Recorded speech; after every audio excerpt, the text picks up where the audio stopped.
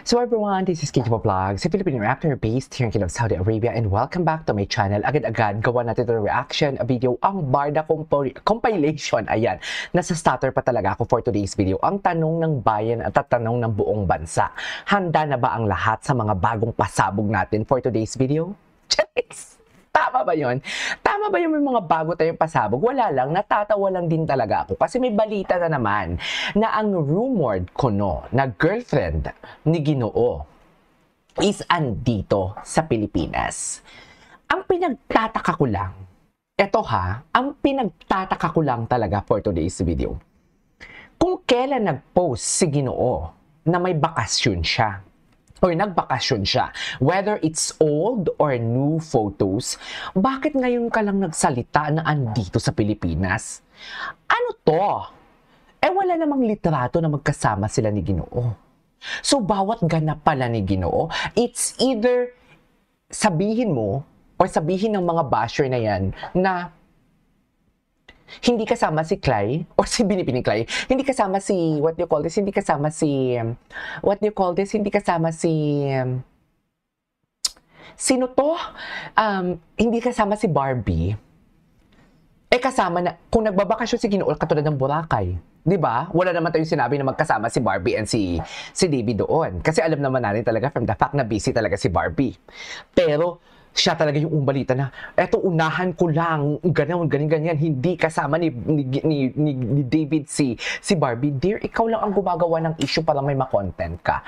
So, eto yung sinasabi ko na bawat alis ni David, kailangan talaga may balita ka. Di ba? Hindi ka ba maging masaya na lang? Or hindi ba pwedeng hindi mo na lang siya ibalita? Total, di ba Barbie fans ka lang naman? Di ba? Hindi ba pwedeng itsyapwera mo na lang yung bakasyon ni David. Hindi ba pwedeng wag mo na lang gawa ng kwento? Hindi pwede yan, KJ. Kasi yan yung kabuhayan niya. Charis, yan yung kabuhayan niya.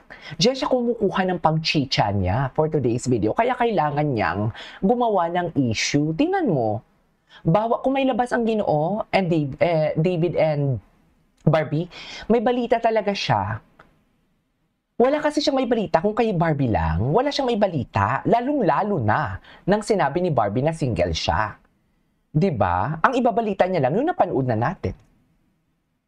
Yun yung tipong, sinabi ni Barbie dito sa interview na to na single si ano. Pero hindi niya in-explain kung paano niya iaangat ang sarili niya or iaangat ng basher pagkatapos ninyong kiligin sa Barson.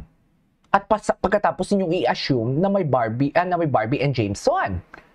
Wala lang. Pag sinabi ni Barbie na single, okay, single siya guys, kalimutan nyo na yung kilig-kilig natin, kalimutan nyo nang sinabi ko na sila talaga, kalimutan nyo nang sinabi ko, ang binalita ko dito na namanhikan si Barbie, kasi si Barbie ang nagpunta sa bahay ni Jameson. Kalimutan na natin lahat yon.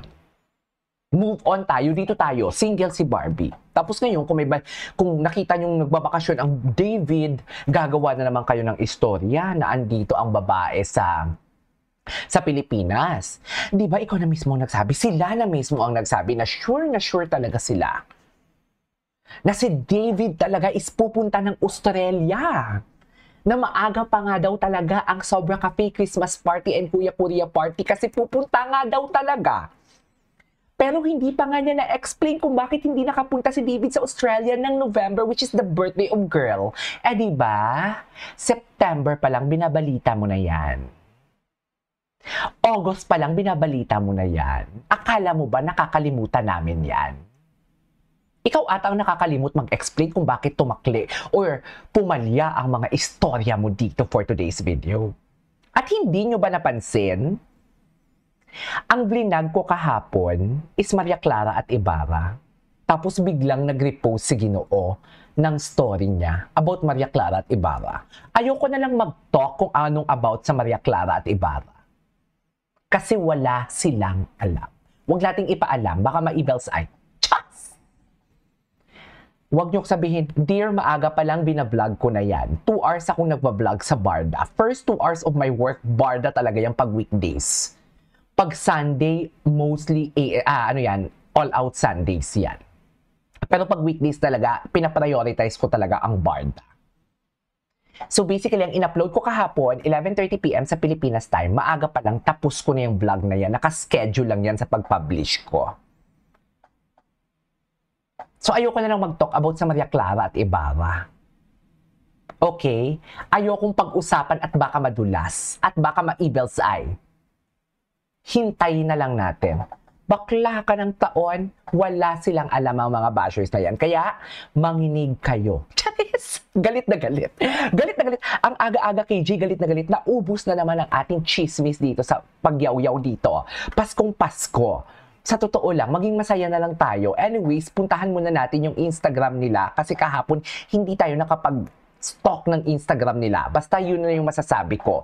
Bawat alis ni Ginoo, whether mag-isa lang siya, whether nagburakay siya, sasabihin nila, may issue sila. Kung hindi kasama si Barbie, kasama ang rumored girlfriend, malalaman mo talaga na fake news peddler ka. Alam na alam mo talaga magagalawan, no? Wala ka ng kredibilidad. Diyan ka na lang. Totoo lang. Huwag ka na mag-content. Kung ako sa'yo, pinagpatuloy mo yung yung mga politika-politika mo na vlog. Di ba tinuro ko yan sa'yo? And right after that, nagpolitika-politika ka sa shorts mo. Akala mo, hindi ko nakikita. Ituloy mo yon. Kasi wala ka makukuhang view sa Barbie and David. Sa baba ng rate per minute ng video, dito, for example, kung makaka 2,000 views, 3,000 views ka, Diyos ko, $1 lang yan, $2 lang yan. Kaya hindi ako nagdidepende sa Barda kung pang chicha lang yung kailangan ko. Hindi ako magdidepende sa Barda. Ikaw nakadepende ka kasi Barda lang naman yung content mo eh. Charas! So without further ado, let's start this reaction video. Basta ayoko na lang mag-talk sa Maria Clara at Ibarra na yan. Kung napapansin niyo lately, nasasabi ko, parang gusto ko Maria Clara at Ibarra, parang gusto ko ganito, ganyan. Tapos sa mga interview ni David, Maria Clara at Ibarra din naman siya. And then kagabi, nag-repost siya, di ba? Sabihin ninyo, bago in-interview doon si David sa Maria Clara at Ibarra, na yun yung narinig natin na parang Maria Clara at Ibarra ang pinaka-favorite niya. Yung event niya, na formal event niya, sinabi ko na yan ng Friday pa ata or Thursday na parang gusto kong mag-Maria Clara at Ibarra. Diba? Anyway, story natin to. Ay, ano to? Bago to Hi! Ano to, B? Paano ko nga ba na-maintain ang glow ko? Kahit sobrang busy sa araw-araw na schedule. Ang ganda mo talaga, B. Sa totoo lang. Full-on skincare routine, di ba? Kaya I'll share you my secret. The 9 Young Basic Collagen Peptide Drink. Okay siya kasi highly concentrated collagen talaga siya. And that means mabilis siyang na-absorb ng skin. Wow. And even then, na after regular use, nababawasan yung fine lines and also helps improve skin texture and even out skin tone. Kaya naman look, glowing from the inside out.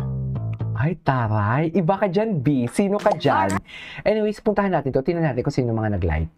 Hindi natin to nakita yung mga nag-like kahapon. Alam mo, si Empress Chismosa din to eh. Gusto ko siya. Kausapin ko nga ulit yan. Kausapin ko nga ulit yan. Ay, ano to? This is the... Tingnan natin kung sino mga nag-like dito. Update lang. I-mute muna natin kasi may copyright yung song na yan. Dear, my God. Ay, okay, wala na talaga si Jameson, dear. Charis, wala na talaga si Jameson. Ano nangyari? Wala na talaga ba? Sa totoo lang. Okay, i-cut muna natin to. Balikan natin to. Punta tayo kay Ginoo. This is KJ. Basta ayoko na lang mag-talk about sa MK na yan.